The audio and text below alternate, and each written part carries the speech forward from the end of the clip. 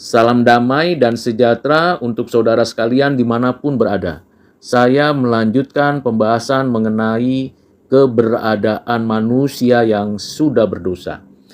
Kita sebagai manusia ciptaan pribadi menurut gambar rupa Allah dalam keadaan sudah berdosa.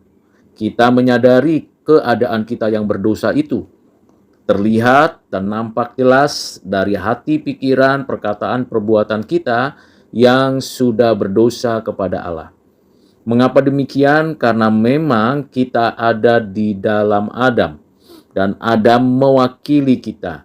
Dan kita suka, tidak suka, sadar atau tidak, berada di dalam keadaan berdosa. Kita memiliki keadaan berdosa itu dari dalam kandungan ibu kita dan dilahirkan dan dibesarkan. Kecenderungan hati kita berbuat dosa dan kita terus-menerus berdosa kepada Allah. Dan itu kenyataannya yang tidak bisa kita pungkiri. Saya dan saudara orang berdosa. Walaupun kita mengerti dan mengetahui bahwa ada anugerah umum yang datangnya dari Allah melalui kondisi situasi yang ada dalam masyarakat, ada pemerintahan, ada kebudayaan, ada agama, ada pendidikan yang menahan kita tidak berdosa secara lengkap dan menyeluruh, tetapi karena kita ada dalam dunia yang global, kita berada di dalam komunitas yang saling berelasi dan berinteraksi, maka keberdosaan saya, saudara, dan kita sekalian sudah menyebar dari satu generasi ke generasi berikutnya. Dari Adam, Hawa, keturunan Adam, Hawa, ke seluruh dunia. Seluruhnya menjadi berdosa, tercemar oleh perbuatan dosa kita.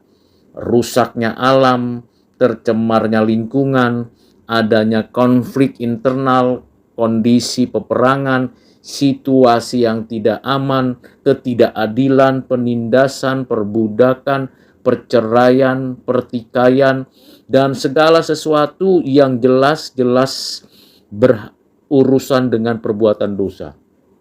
Sehingga dosa menyebar dan terus menyebar. Terlebih lagi dalam konteks digital, keberdosaan manusia dipopulerkan, disebarluaskan melalui media-media yang ada, termasuk media sosial.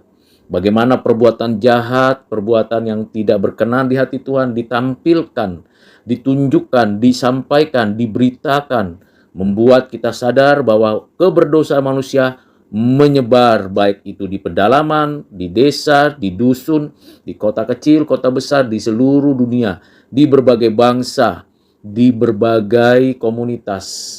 Dan akhirnya kita bisa mengambil kesimpulan bahwa memang dosa sudah menyebar secara universal.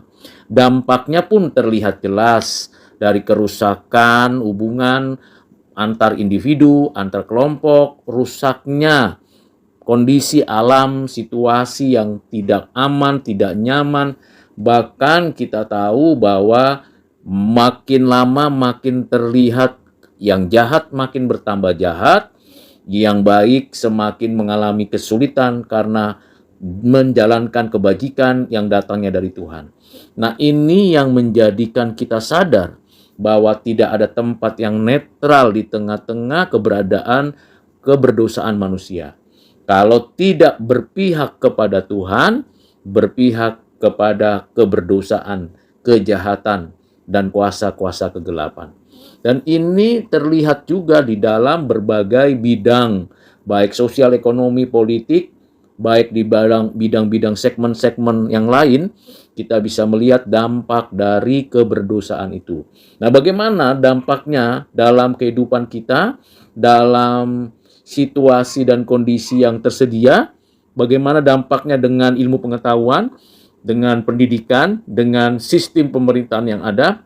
Ikuti terus penjelasan mengenai dampak dosa yang terjadi pada bidang-bidang tersebut pada video-video selanjutnya.